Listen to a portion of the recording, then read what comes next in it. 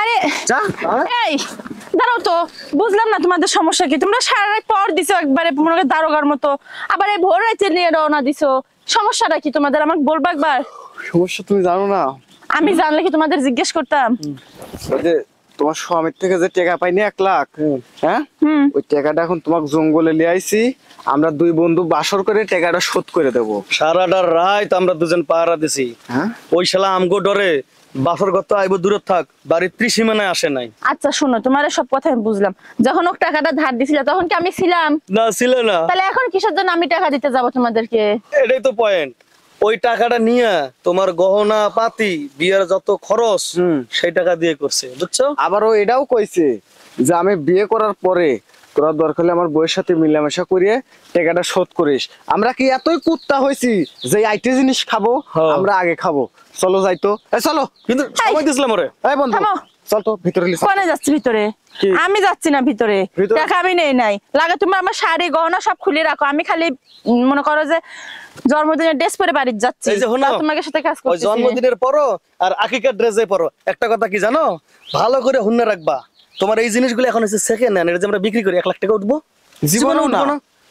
চল তো। আমারে কই রে কি আমারে কি ঢুকায় কি তোমাকে 1 লাখ টাকা উঠবো? 1 লাখ টাকা না উঠবো, 50,000 তো উঠবো। ওইটা জিনিস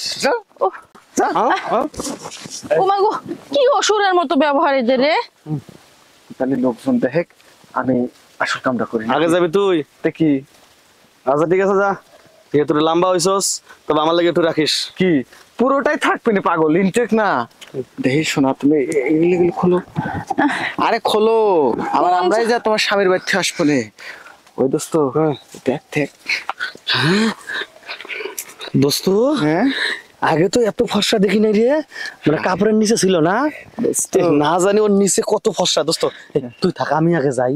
শোন, আশা দিছু কে দোকানে শাটার খুলিছে আর দেখে পছন্দ হয় জিনিসপাতি না, টপ করে যা। শোন একটা কথা কই, তুই লম্বা দেখে মনে হইতেছে তুই আমার বয়সে বড়, আসলে বয়সে বড় আমি, সাইজ একটু শর্ট হইছি দেখে। যা ভাবি। আরে ভাবি না, গার্লফ্রেন্ড। তুমি বসো, বসো। কি আর করার, এখন ইচ্ছা না করলে পড়ো।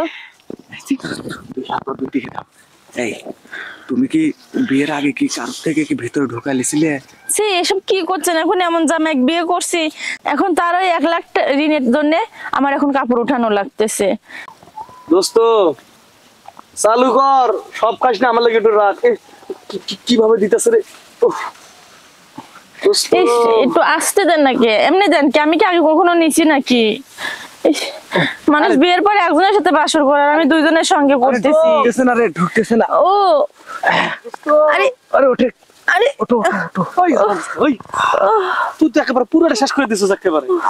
বন্ধু একাদের নতুন টাইট জায়গা, তারপরে আবার কামাইছে মনে হয় নতুন নতুন, ঠিক আছে?